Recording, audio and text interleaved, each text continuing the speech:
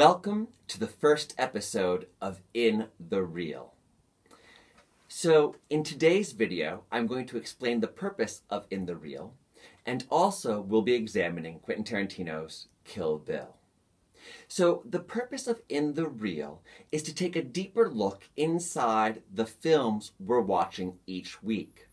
The reason I chose the title In the Reel is, back in the day, film was shot on celluloid and ribbon film, and it produced a reel of film. The other reason I chose this title is because I think it's very interesting how so many people walk out of a movie and they say, as a compliment to their friends, family, or they think to themselves, wow, that was so real. But the thing is, movies may be realistic, but they're not real. And because we think they're real on some level, we think that there's a sense of truth to them. And that makes films manipulate their audience very easily. Or it aids in helping to manipulate the audience's emotions and thought processes very easily. So within the reel, these are not highly edited videos like the instructional videos. And so to make sure that you know which video you're watching, I'll always be wearing a white shirt for the In the Reel series. This way, there's no confusion.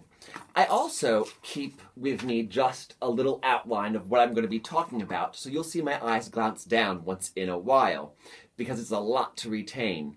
I prefer, honestly, to have everything memorized up here, but I do want to keep the order perfectly, and since I don't have you, the student, with me, it's a little harder in my teaching methods to deliver everything smoothly. I really do love the play of the back and forth that occurs in a classroom. But just because these aren't edited and as highly as the instructional videos, I do want you to still take pauses on your own initiative. So please do pause, take a moment to think. And then the other thing I need you to know is that In the Reel is my view of a particular film. Yes, I've read widely, and I've spent a couple of decades learning how to read film and art. And so I bring that to you. So what I want you to know is there really is no right or wrong answer when it comes to trying to understand a film. It's said that everybody may see the same movie, but they all walk away with a different experience. And we have a different experience because of our environment and the way we grew up and the things that matter to us and the media and the teachers and our parents and our friends that affect our consciousness. So these are my views. They're not necessarily right, and they're not necessarily wrong. And there are other readings, and that's what makes discussing film so much fun. So, anything else I need you to know? No. I think we can launch right into Kill Bill V.1.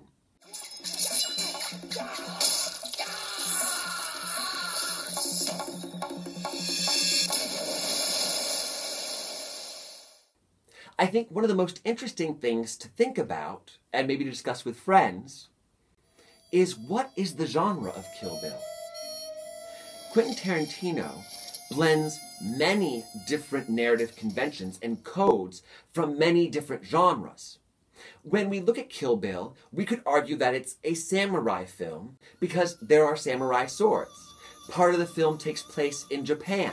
There's a huge sword fight. But we could also say it's a Western, because when it opens up, when we look at the flashbacks, it's very much the country with a sheriff and the feeling of tumbleweeds rolling in this small community church, where the inciting incident that makes the bride get revenge occurs. We could also say it's an action film because of all of these high-packed action moments. We see Uma Thurman, the bride, on her motorcycle chasing after other cars, specifically the secretary to Oren Ishii. We also see this film as a feminist film. is another possibility because of the way Uma Thurman's character is handled. And we know that Uma Thurman helped Quentin Tarantino come up with the character of the bride, and she had a good deal of say in this film. We could also say it's a feminist film because Uma Thurman's character and Lucy Liu's character are not objectified or made for the male gaze. Uma Thurman is always wearing a great deal of clothing. And so is Lucy Liu's character, Oreni Shii. They're not sexualized. They're powerful women, and they are certainly not scantily clad, so they're not made for the male gaze. Let's examine Vivica Fox's character. Notice how she is costumed. I know it's action-packed, so it's hard to see, but notice this turtleneck. There's not a whole lot of flesh being shown. And even when we enter Mrs. Bell's home, she's wearing everyday kind of workout-style clothing. It is kind of skin-tight, but it's not alluring. So she is not being objectified for the male gaze. And the camera is not lingering on different parts of her body. So then it becomes, well, if it's all of these things, what is this film's genre? And I would say it's a postmodern film. Postmodernism in the visual arts, in dance, in theater, tends to blend many genres. It appropriates, is another way of saying it, styles and codes and conventions from many different other art forms. It borrows. And you can see that Quentin Tarantino borrows a lot from all over the place. So, postmodernism is fragments added together to create this pastiche. So I think of it as a postmodern film. Now, we are discussing codes and conventions this week, and I've already started talking about Uma Thurman's character and how she's not sexualized. She's not made for the male gaze.